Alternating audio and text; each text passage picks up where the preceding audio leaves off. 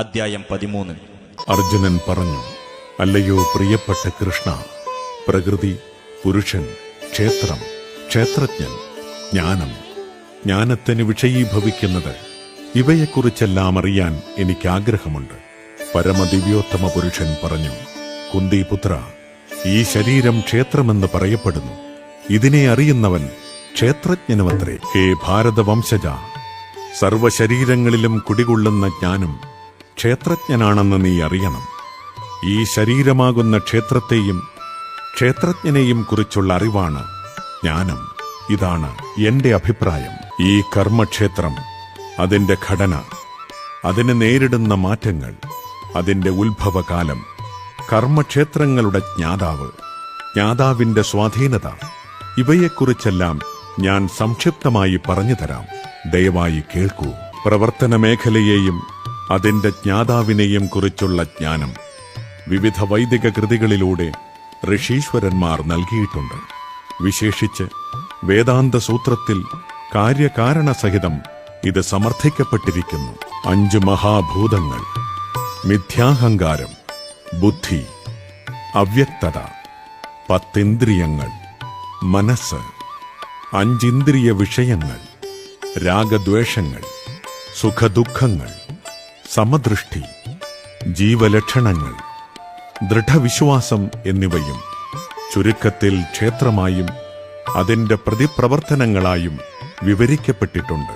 വിനയം, ഗർവില്ലായ്മ, അഹിംസ, ക്ഷമ, ലാളിത്യം, ഒരു യഥാർത്ഥാത്മീയ ഗുരുവിനെ സമീപിക്കൽ, ശുചിത്വം, സ്ഥൈര്യം, ആത്മസംയമം, ഇന്ദ്രിയ വിഷയങ്ങളിൽ അനാസക്തി, മിഥ്യാഹങ്കാരമില്ലായ്മ, ജനനമരണങ്ങൾ, വാർദ്ധക്യം, രോഗം എന്നീ പരിണാമങ്ങളുടെ ദുഃഖാത്മകതയെക്കുറിച്ചുള്ള ബോധം, വൈരാഗ്യം, മക്കൾ, ഭാര്യ, ഗൃഹം മുതലായവയിൽ നിന്നുള്ള മുക്തി, സുഖദുഃഖങ്ങളിൽ അക്ഷോഭ്യത, എന്നിൽ സ്ഥിരവും നിഷ്കളങ്കവുമായ ഭക്തി, ഏകാന്തമായ സ്ഥലത്ത് ജീവിക്കുവാനുള്ള ആഗ്രഹം, ആൾക്കൂട്ടത്തിൽ നിന്ന് വേറിട്ട് നിൽക്കൽ, ആത്മസാക്ഷാത്കാരത്തിന്റെ പ്രാധാന്യമറിയൽ, തത്വചിന്തയിലൂടെ നിരപേക്ഷ തത്വത്തെക്കുറിച്ച് അന്വേഷിക്കൽ എന്നിവയെല്ലാം ജ്ഞാനമാണെന്നും ഇവയല്ലാതെയുള്ളവയെല്ലാം അജ്ഞാനമാണെന്നും ഞാൻ പ്രഖ്യാപിക്കുന്നു. ഏതൊന്നിന്റെ അറിവ് സനാതനമായതിനെ ആസ്വദിക്കുന്നതിനുതകുമോ? ജ്ഞേയമായ അതിനെപ്പറ്റി ഞാൻ വിവരിച്ചു തരാം. അനാദിയും എന്നെ ആശ്രയിച്ചുള്ളതുമാണ് ബ്രഹ്മം. ഭൗതിക ലോകത്തിലെ കാര്യകാരണങ്ങൾക്കതീതമാണത്. കൈകാലുകളും തലകളും മുഖങ്ങളും നേത്രങ്ങളും ചെവികളും എല്ലായിടത്തും വ്യാപിപ്പിച്ചുകൊണ്ട് പരമാത്മാവ് സർവവ്യാപിയായി സ്ഥിതി ചെയ്യുന്നു. സർവേന്ദ്രിയങ്ങളുടെയും ഉൽപ്പത്തി സ്ഥാനമാണ് പരമാത്മാവ്. എന്നിരുന്നാലും അവിടത്തേക്ക് ഇന്ദ്രിയങ്ങളില്ല. സകല ജീവജാലങ്ങളെയും നിലനിർത്തി പോരുന്നെങ്കിലും അനാസക്തനാണ്. ത്രിഗുണാതീതനും അതേസമയം തന്നെ ഭൗതിക പ്രകൃതിയുടെ ത്രിഗുണങ്ങളുടെ യജമാനനുമാണ് അദ്ദേഹം. പരമതത്വം ചരങ്ങളും അചരങ്ങളുമായ എല്ലാ ജീവികളുടെ ഉള്ളിലും പുറത്തും കുടികൊള്ളുന്നു. അതിസൂക്ഷ്മഭാവം മൂലം ഭൗതികേന്ദ്രിയങ്ങൾക്ക് അദ്ദേഹത്തെ കാണാനോ അറിയാനോ കഴിയില്ല. അതിദൂരസ്ഥനെങ്കിലും ഏവർക്കും സമീപസ്ഥനുമാണ് അദ്ദേഹം. ഓരോ ജീവിയിലും വെവ്വേറെ കാണപ്പെടുന്നുവെങ്കിലും പരമാത്മാവ് അവിഭാജ്യനാണ്, ഏകനായി സ്ഥിതി ചെയ്യുന്നു. ഭൂതജാലത്തെ നിലനിർത്തുന്നതോടൊപ്പം സംഹരിക്കുകയും സൃഷ്ടിക്കുകയും ചെയ്യുന്നത് അദ്ദേഹമാണ് എന്ന് മനസ്സിലാക്കണം. അദ്ദേഹമാണ് സർവജ്യോതിസ്സുകളുടെയും സ്രോതസ്. പദാർത്ഥനിഷ്ഠമായ തമസിനെ അതിക്രമിച്ച് നിൽക്കുന്നതും അവ്യക്തമായിട്ടുള്ളതും അവിടുന്ന് തന്നെ. അറിവും അറിയേണ്ടുന്നതും അറിവിന്റെ ലക്ഷ്യവും സർവഹൃദയങ്ങളിലും കുടികൊള്ളുന്നതും ആ പരമപുരുഷനാണ്. കർമ്മക്ഷേത്രം, ജ്ഞാനം, ജ്ഞേയം എന്നിവയെപ്പറ്റി ഞാൻ സംക്ഷിപ്തമായി വിവരിച്ചു കഴിഞ്ഞു. എന്റെ ഭക്തന്മാർക്ക് മാത്രം ഈ വിഷയങ്ങൾ മനസ്സിലാക്കി എന്നെ പ്രാപിക്കാൻ കഴിയും. ഭൗതിക പ്രകൃതിയും ജീവജാലങ്ങളും അനാദികളാണ്. ഭൗതിക പ്രകൃതിയിൽ നിന്നും ഉത്ഭവിച്ചവയാണ് അവയുടെ വിഭിന്ന രൂപങ്ങളും ത്രിഗുണങ്ങളും എന്ന് മനസ്സിലാക്കണം. ഭൗതികങ്ങളായ എല്ലാ കാര്യകാരണങ്ങൾക്കും ഹേതു പ്രകൃതിയാണെന്നും ഈ ലോകത്തിൽ വിവിധ സുഖദുഃഖങ്ങൾക്ക് ഹേതു ജീവസത്തയാണെന്നും പറയപ്പെടുന്നു. ഭൗതിക പ്രകൃതിയിൽ ജീവാത്മാവ് പ്രകൃതിയുടെ ത്രിഗുണങ്ങൾ അനുഭവിച്ചുകൊണ്ടുള്ള ജീവിത രീതി കൈക്കൊള്ളുന്നു. ഭൗതിക പ്രകൃതിയുമായുള്ള സമ്പർക്കത്താലാണിത്. അങ്ങനെ നല്ലതും ചീത്തയുമായ നാനായോനികളിൽ ജീവൻ പിറവിയെടുക്കുന്നു. ഇന്ദ്രിയാതീതനായൊരു ഭോക്താവുണ്ട്.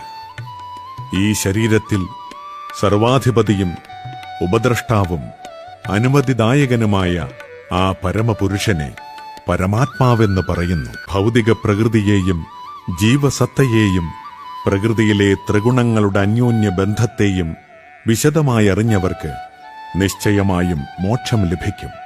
ഇപ്പോഴത്തെ അവസ്ഥ എന്തായാലും ഈ ലോകത്തിലവർ വീണ്ടും ജനിക്കില്ല. ചിലർ ധ്യാനം കൊണ്ട് പരമാത്മാവിനെ തങ്ങളിൽ തന്നെ കാണുന്നു.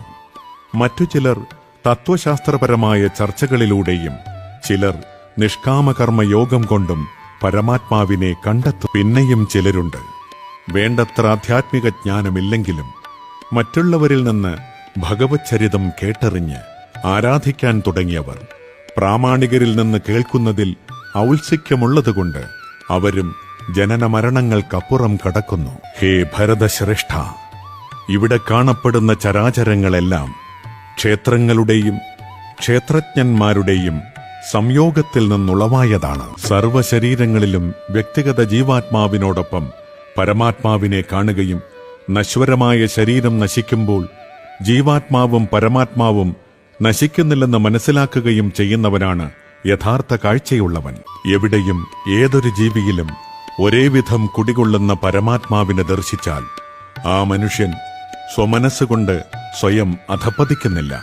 അങ്ങനെ ഇന്ദ്രിയാതീതമായ ലക്ഷ്യത്തോട് അയാൾ അടുക്കുന്നു. ഭൗതിക പ്രകൃതി സൃഷ്ടമായ ശരീരമാണ് എല്ലാ പ്രവർത്തനങ്ങളും ചെയ്യുന്നതെന്നും ആത്മാവ് ഒന്നും ചെയ്യുന്നില്ലെന്നും അറിയുന്നവനത്രേ യഥാർത്ഥത്തിൽ ദർശിക്കുന്നവൻ. വിവേകശാലിയായ ഒരു മനുഷ്യൻ ഭൗതിക ശരീരങ്ങളുടെ അടിസ്ഥാനത്തിൽ വിവിധ വ്യക്തിഭാവങ്ങളെ കാണുന്നത് നിർത്തുകയും ജീവജാലങ്ങളുടെ ആവിർഭാവങ്ങൾ എങ്ങനെയെന്ന് കാണുകയും ചെയ്യുമ്പോൾ അയാൾ ബ്രഹ്മധാരണയിലെത്തുന്നു. ശാശ്വതത്വത്തിന്റെ ദർശനം സിദ്ധിച്ചവർക്കറിയാം, അവ്യയനായ ആത്മാവ് ഇന്ദ്രിയാതീതനും സനാതനനും പ്രകൃതിയുടെ ഗുണങ്ങൾക്കതീതനുമാണെന്ന്. ഹേ അർജുന, ഈ ശരീരത്തിൽ വാഴുന്നുവെങ്കിലും ആത്മാവൊന്നും ചെയ്യുന്നില്ല, ഒന്നും അതിനെ ബാധിക്കുന്നതുമില്ല. ആകാശം സർവവ്യാപിയാണെങ്കിലും അതിന്റെ സൂക്ഷ്മഭാവം മൂലം മറ്റൊന്നിനോടും കൂടി കലരുന്നില്ല.